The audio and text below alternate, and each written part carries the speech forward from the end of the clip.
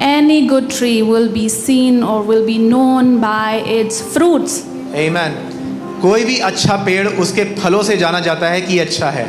And when he is talking about here, he is saying that those branches that bears fruit, he prunes. और यहाँ पर लिखा है कि जो भी शाखाएं फलती फूलती हैं उसको वो छांटता है that it may bear more fruit. कि वो और फल ला सके. Jesus Amen. wants to abide in your life यीशु आपके जीवन में बने रहना चाहता है to make you more fruitful, ताकि आप और फलवंत हो सके, much more fruitful. और अधिक फलवंत हो सके. Not where you are, but he wants more for you, abundance for you. आप वो नहीं चाहता कि आप जहाँ पर हैं वहीं बने रहें, वो आपके लिए और बहुतायत का चाहता है. And it says here that he prunes. What does that mean? और यहाँ पर लिखा है कि वो छटनी करता है. छटनी करने का मतलब क्या है? There's a lot of hard work for a vine dresser. माली के लिए बहुत ही मेहनत का काम है. Yeah. What does it mean to be pruned? When you abide, you are saying yes, Lord, for the invitation that he has given to you. तो छटनी करने का अर्थ क्या है? जब हम प्रभु को हाँ कहते हैं, वो न्योता देता है कि हम उसमें बन जाएं. And we are allowing him to prune us. और हम उसे अनुमति देते हैं कि वो हमारे जीवन में छटनी करे, cleanse us, हमारी शुद्धिकरण करे, and make us more fruitful. और बनाए हमको और फलवंत. It may be difficult sometimes when the pruning happens. कई बार जब छटनी होती है तो हमें बहुत ही दिक्कत होती है, मुश्किल लगती है. Yeah, we don't want God to touch this part of our life sometimes. कई बार हम सोचते हैं कि प्रभु ये क्षेत्र मेरे जीवन में उसको मत छुओ. Like youngsters, they want to live for Jesus, they want to live in his will. नौजवानों का उदाहरण देते हैं कि वो यीशु के लिए जीना तो चाहते हैं, उसकी इच्छा तो करना चाहते हैं. But one side of their relationship or maybe whatever it is, they are like, okay God, this is my part, let me handle it. लेकिन अगर हम उनके जीवन के रिश्तों को देखें तो वो कहते हैं परमेश्वर इस भाग को रहने दो, इसको मुझे संभालने दो. Yeah, they don't want to completely surrender their life to Jesus. वो नहीं चाहते कि हम पूरी तरह यीशु के अधीन हो जाएं, अपना जीवन अधीन कर दें. It might be painful. क्योंकि वो दर्दनाक हो सकता है, दर्द आ सकता है. It will not be easy. क्योंकि आसान नहीं हो सकता, मुश्किल होती है. But let me tell you, when you surrender completely to His will, लेकिन मैं आपको बताऊं कि जब हम उसकी इच्छा के अधीन हो जाते हैं, He will give His grace to you. वो हमें अपना अनुग्रह देता है. Hallelujah. Amen. And that grace will give you the ability. और जो अनुग्रह है वो हमें क्षमता देता है to let Him prune you.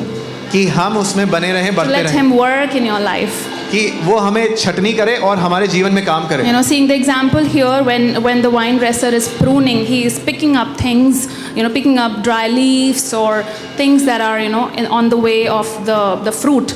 और अगर हम माली के छटनी करने की प्रक्रिया को देखें तो हम देखते हैं कि वो किस तरह से सूखे पत्तों को हटाता है ताकि जो फल है उनके रास्ते में रुकावट ना आए. Yeah, absolutely. And I just want to say that many areas that are in our life, which are hidden sometimes. और कई बार हमारे जीवन में भी कुछ ऐसे क्षेत्र हैं जो छुपे होते हैं, रहस्य में होते हैं. Only He knows.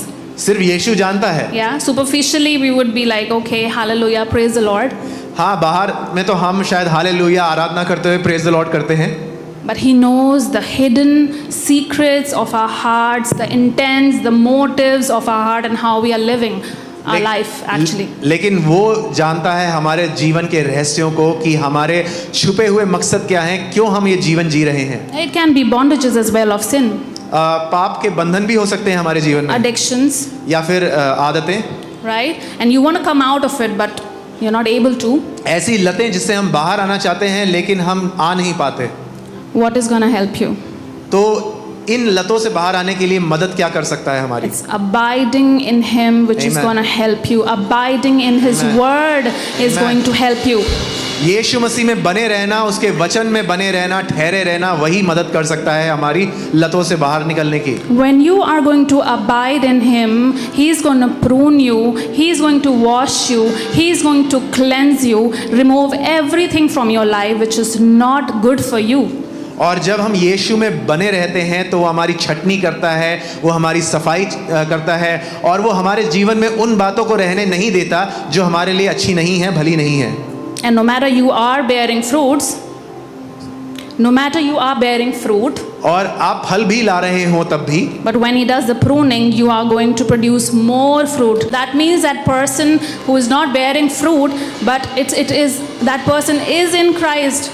That Amen. person is born again. It's not out of God. He is in God, in his relationship with Him. आमीन। तो डालियां जो हमें दर्शाता है, ऐसा व्यक्ति जो फलहीन है वो भी यीशु में ही बना हुआ है, क्योंकि वो यीशु में नया जन्म पाया है। तो ऐसा नहीं है कि उससे अलग हो गया है, फल नहीं ला रहा है, लेकिन वो यीशु में ही बना हुआ है। So I just wanted to clarify, because for many years even I have grown up seeing this verse as if that person will be taken off and will be thrown in fire, but the Bible is clearly saying that the branch is in him. That means the branch, we are in Christ. And if there are people who are who don't see any fruits in their life, I want to say that He is not done with you.